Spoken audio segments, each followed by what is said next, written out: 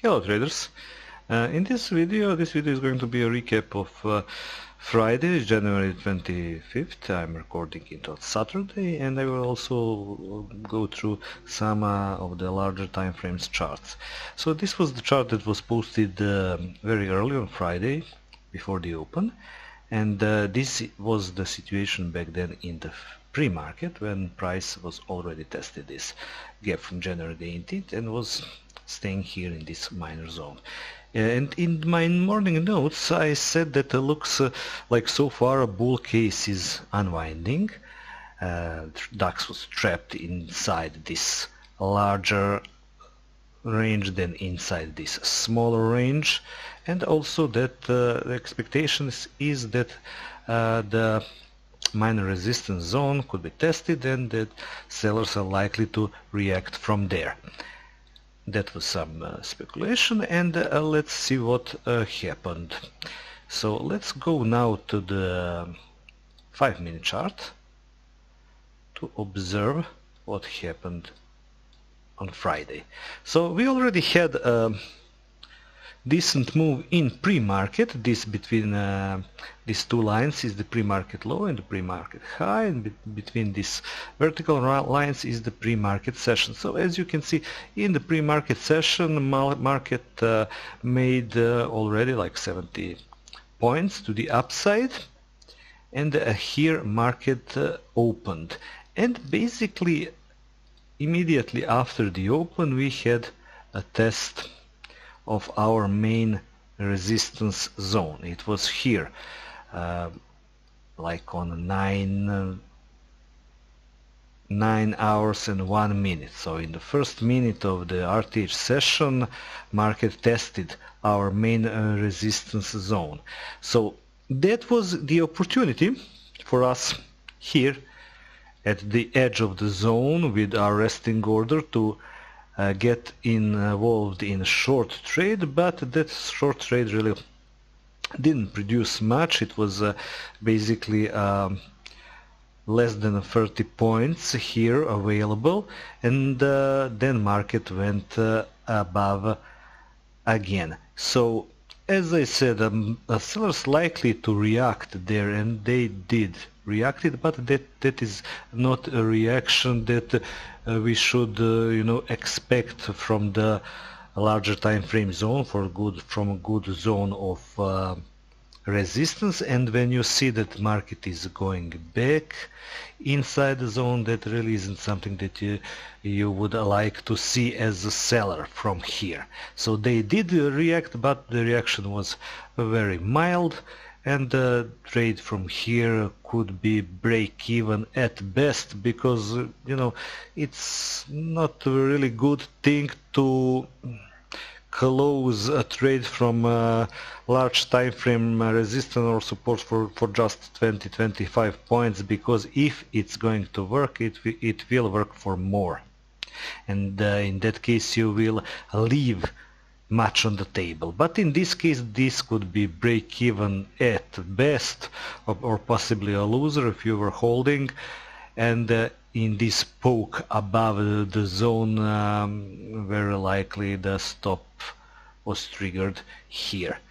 And then we continue to observe this same zone, because if the bullish case is unwinding, and if we look at the bigger time frames picture, what do we have here?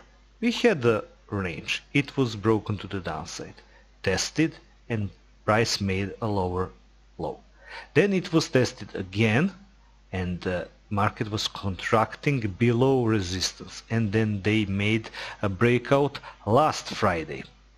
A pretty good move, 250 points breakout, and that breakout started, really market opened at resistance, and they immediately made a push, stay few hours just above the zone, and then continued higher and made a 250 point move.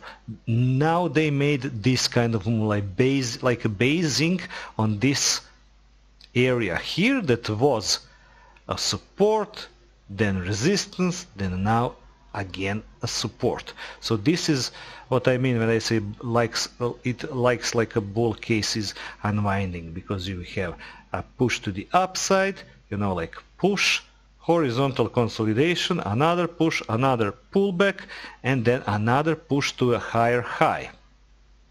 Now, the only difference between this Friday and last Friday is that this Friday really price was not so close to the resistance, and the move was much slower and with less points to the upside. And after this trade, when you observe that market is going higher, then moving back to the back end of the zone. So whenever you have like a poke above the zone, and they just poked like 20, 21 point to the upside. So in here, in this time here, like this, you could speculate that this could be a false break. But you really need to wait for that to see, is it going to be a false break? Because if it is a false break and price starts to go lower, you will short the first pullback higher. You will short that, because that by that time it would be high odds that it is a false breakout. In this case, you are observing, and while you're observing that, market starts to bounce again from here, from the lower end of the zone. If you switch that to a 1 minute chart, let's just delete this line to see this situation better. Now this is 901, test of the zone, go above, test this same line again, test that same line again. Now price is going higher. You could already you could also make yourself some additional lines like this and so on.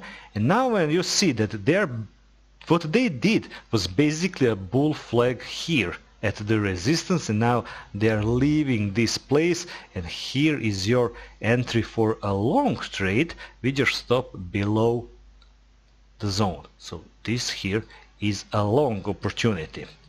Stop below the zone and targeting next zone above and the gap from December the 4th. But they didn't get there. They didn't get there. Aww. There wasn't really enough fuel for that. So in this trade, you want to see the price go zone to another, from this zone to another zone, but they are failing. And as the time goes by, if you are here, let's say at the slightly above the zone with your long order, and in this case you would have to use like a 30-point stop.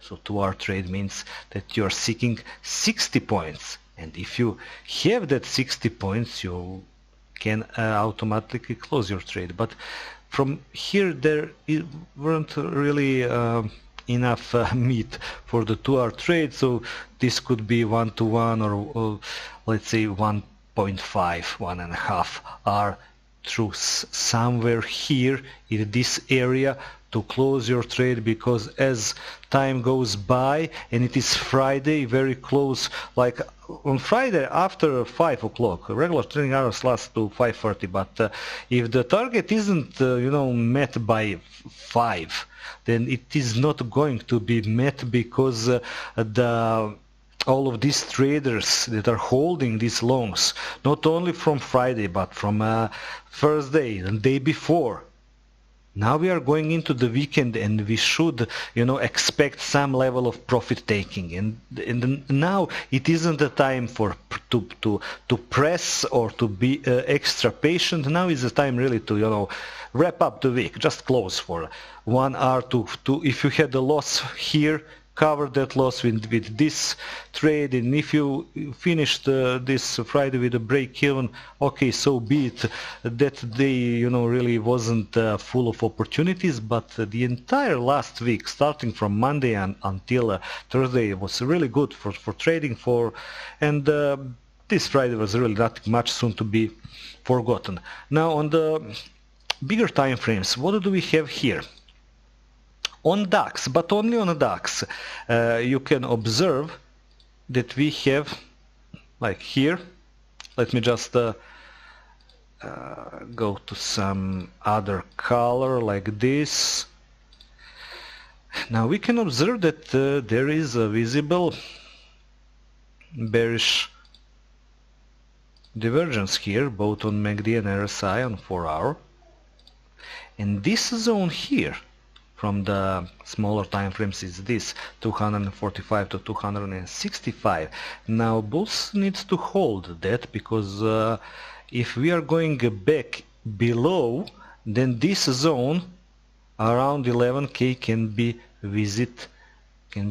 revisited again. But note that only DAX has this bearish divergence. S&P doesn't have it, I think. Let me see. S&P did have but on this move now between this, I don't think so, no. And the other US indices also, between these two highs there is no bearish divergence.